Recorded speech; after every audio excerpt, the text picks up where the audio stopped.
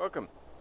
Today, I'd like to discuss and share a few things that some people have been reflecting to me. And we often hear people saying there are many paths. Are there really? Well, I see that as an indication of a busy mind that is not on the one path. Because if if we're aiming for unity within ourselves and loving ourselves and to attain enlightenment or enlighten the mind, wouldn't it be good to bring ourselves back to that oneness mindset and that belief? Because then we can aim straight up. I think so. I mean, sometimes you might have to, duck and dodge and brush off a few people who are distracting, or a few distractions from society, or things in the mind or in the body that we don't like about ourselves. Absolutely. And then, because how many paths are there?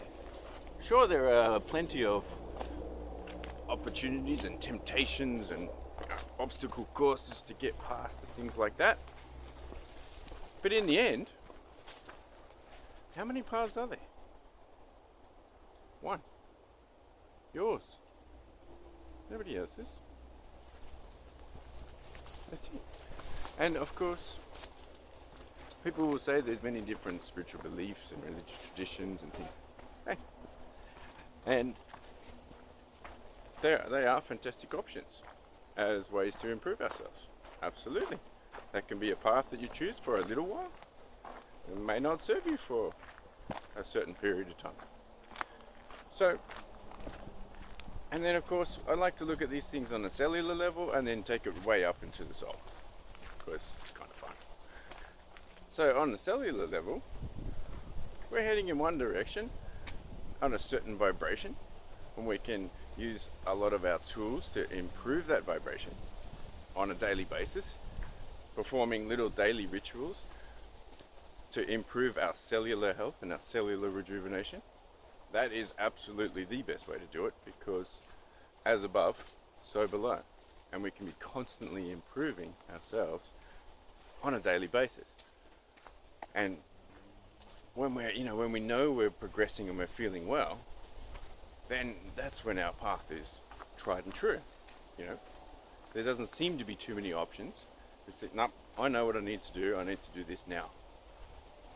And of course, that's, direct, straight on a path, no coming away and moving away and then coming back. Because when we're talking about our soul, don't we want to be on path with our soul and on track as much as possible? I certainly do. And of course, and I'll take it all the way up to the universal soul level, we've been told in our metaphysical studies and that there's this concept called the silver cord of attachment. Of course, it's somewhat a metaphysical concept because we can't see it or feel it. But essentially it's attached in the solar plexus, right there in the nervous system junctions. And it goes through the subtle bodies directly to one's soul. So, how many paths are on this silver cord of attachment? One. Oneness, unity, yoga, enlightenment. One. And of course, sometimes we have to go off and come back. We learn lessons when we go off that path, and when we come back to it, and we feel complete and whole again. So,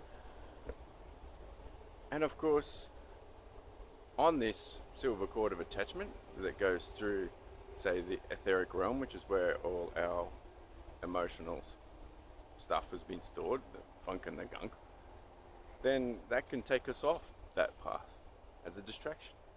So it's great to have beautiful practices to bring us back to alignment, so we can just let those emotions go.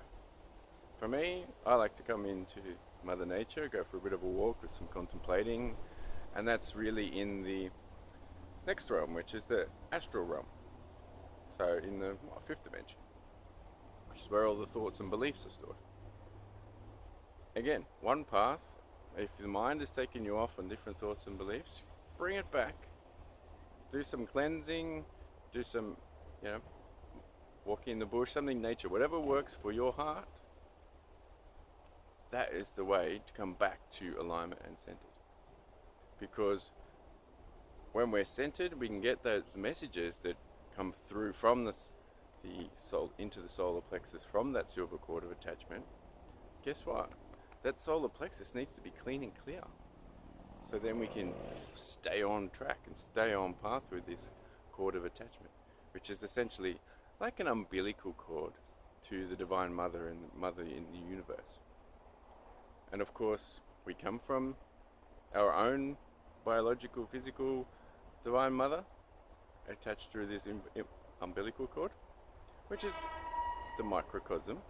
And then the macrocosm is we're attached to Mother Nature and the universe through this cord. So how about we clean up this cord, get it clean and clear, get it nice and easy and focused, and then we're direct and on path. Hang on. There's a junction here. It's that way.